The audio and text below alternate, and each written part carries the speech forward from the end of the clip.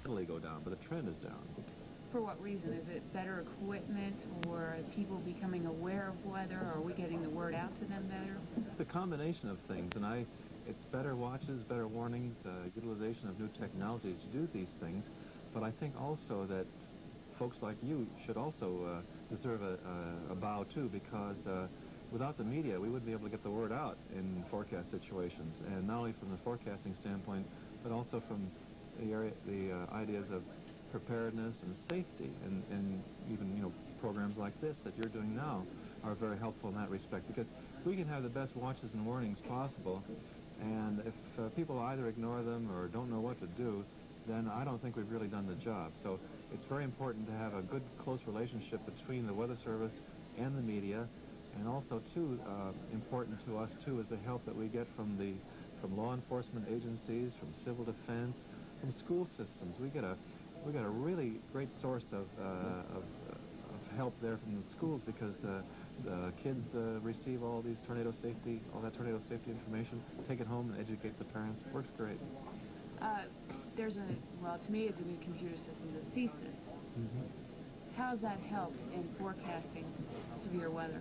Well, what it has done for us, it enables us to bring together all the different sources of weather information that we have. We sometimes say almost that we can't see the forest for the trees. Sometimes it's almost like you have too much data.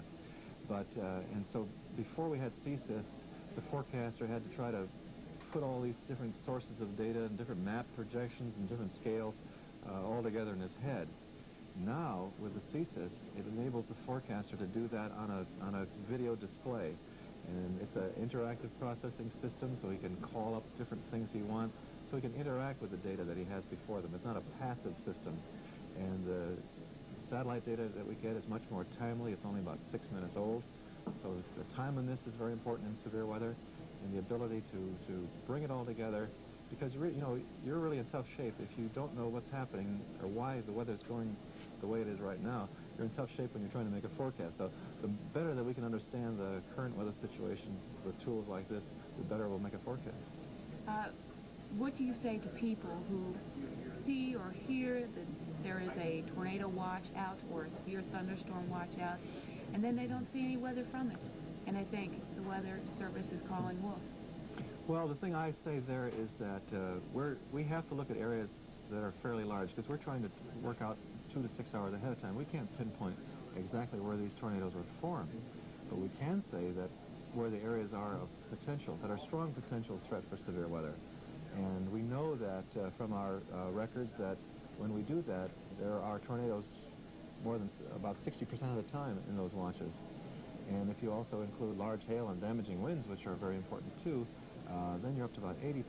So I think it's really foolish to not pay attention to those things, particularly because there's so little required of a person. When we put a watch out, we're not asking people to board up their windows or do anything like that. All we're saying is, hey, look out the window, see if there's thunderstorms developing. Have a plan of action where you would go if a tornado occurred. I don't think that's asking a lot out of people, and all we're trying to do is to help them save their lives. I kind of run off at the mouth. All right, well, we kind of let you have a little ad-lib at the end of that interview there, but I don't think Fred runs off at the mouth at all. He has lots of interesting things to say, and he was very sincere, and he said all we're trying to do is save lives. And, of course, that's what you're trying to do, too, in a severe weather emergency. Let's take a look at the Action News 19 Weather Center now, if we can, and why don't you describe what the people are seeing now? Well, this is the radar system. Now, we are the only TV station in North Alabama with their very own live color radar. And this is exactly what the National Weather Service office here in Huntsville has, the exact same system. To your left, you notice 2 panels. They are indicators of the intensity of the thunderstorms. The center 2 scopes, the one above where the Channel 19 little logo is and the one below, are both the area maps of North Alabama. It allows you to see where a thunderstorm is in relative location to a town or a county. And to the far right is a scope that allows you to find out how tall these thunderstorms are, and that's what the intensity is measured by mostly. A real strong thunderstorm during the spring time will go anywhere from 10 to 20 miles into the air. So we are able to tell how thick or how high actually these thunderstorms are. Plus, if there's hail in the system, we can tell also through this monitor. So that is a very important instrument to me, as well as the National Weather Service, because they have the exact same duplicate that we have. Let's take a look, if we can, at our radar display that we have to colorize and digitize and computerize for on-air use here at Channel 19. I want to remind you all that this is not what you're seeing here on Sunday night. This is a pre-recorded radar display from earlier in the week. And you can just see that we've got our two range marks, 25 and 50 miles, with the scan going around clockwise, and with the topography features common in the valley. Now, tell us what we're seeing and how people should interpret our radar display. Well, this is a, pretty quiet weather pattern, what we're seeing here. When you look at the radar here at 19, we colorize it in 4 different color levels. We look at light green, heavier, sort of like a bluish green. We also have like an orange and a red, which are not shown on this monitor right at this moment. Now, the light green indicates the easiest is light rain, light green, light rain. The darker blue, or the brighter color you see there, which right now is on this monitor, is south of the Tennessee River or towards the Shoals area. That is moderate rain. And when you see red or orange, that's indicating most likely thunderstorm activity. We're lucky this has been a quiet spring so far. We haven't seen any thunderstorms in the Tennessee Valley, and hopefully that will continue. But when you look at the scope, the color indicates it's pretty obvious, the light green being the light rain, and the red, you always think of as terrible weather. People with black and white sets, the lighter colored areas then would be the most intense rainfall or possible thunderstorm areas then. We're going to remind you again, that's not happening tonight. That's right. That's an old radar picture we saved just to use for this program. Out at the NSFC in Kansas City, I'm sure you have to talk to a lot of people about a lot of different things. But what is their attitude out there about severe weather? Well, they take it first seriously. Obviously, these men and women have gone to college. Not only do they have their Bachelor of Science and their Masters, many of them are doctors in meteorology. So they take weather serious. That is not just their job, it's their profession. And to be a meteorologist, you really have to love the science. And so they are real dedicated, and they are trying the best they can with what we have today to make it an accurate forecast. That's why you get, they say, you get such a large watch box area. They want to make sure everybody is covered. And they take it seriously. They are on top of it. Just because they issue a watch box doesn't mean they go away from the monitor and come back after it expires. They'll watch it and continue to watch it. If it needs adjustment, they will move the watch box around so that it covers the most important area. So they are on this 24 hours a day. There are 3 shifts that work around the clock with severe weather. Many of them will work overtime in a sticky situation and cover over or brief the next crew coming in as far as what's going on. So they are pretty well dedicated, and they have the top-of-the-line equipment out there. I think Fred pointed out the 1984 tornado season was pretty bad. The worst we had since '74.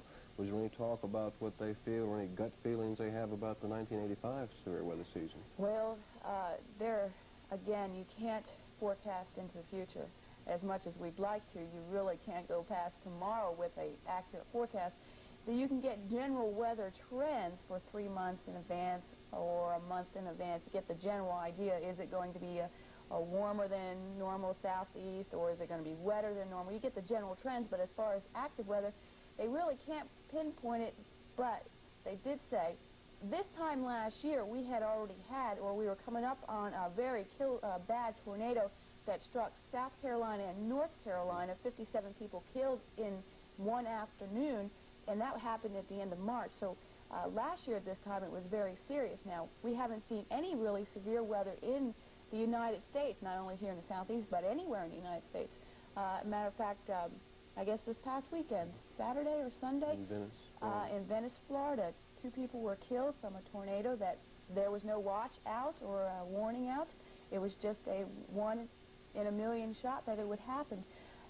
But that was the only killer tornado so far this year, and I think it's probably one of the few tornadoes being reported.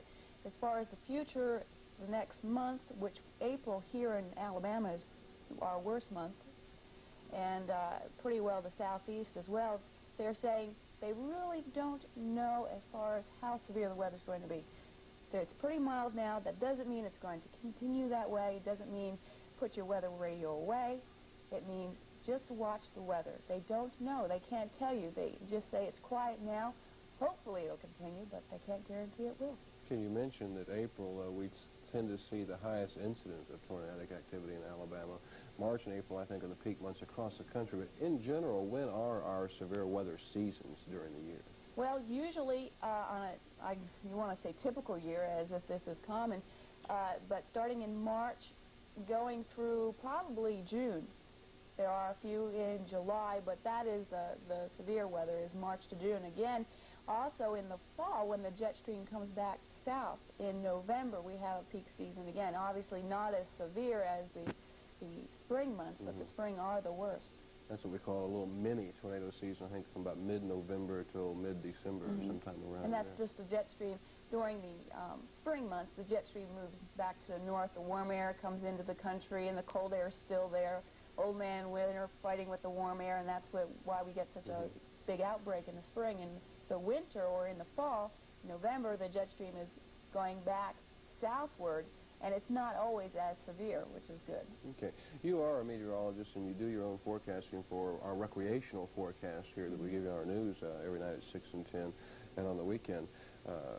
But you work pretty closely with the National Weather Service office at Huntsville. You get some of your raw weather data from the National Weather Service and your base data. But we've always had a tradition in the Tennessee Valley of all weathercasters working very closely with the National Weather Service office for severe weather purposes. Matter of fact, sometimes since we have the same radar, when theirs is down for maintenance or broken, they've come up here to Channel 19 and operated our radar for warning preparedness means. What kind of relationship do you think is required between the civilian weather sector and the government weather sector? I think there should be a tight, a tight closeness of the two.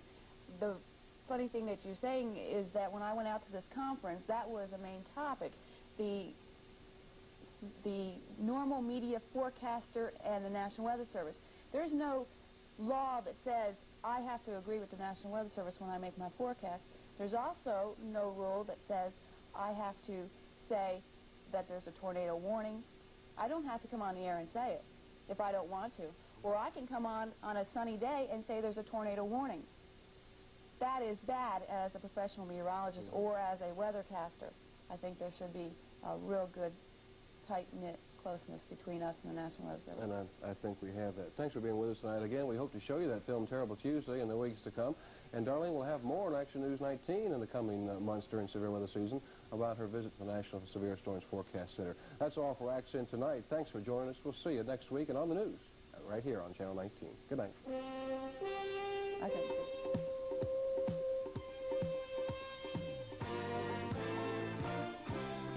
You've been watching Accent, a WHNT-TV weekly news and public affairs presentation.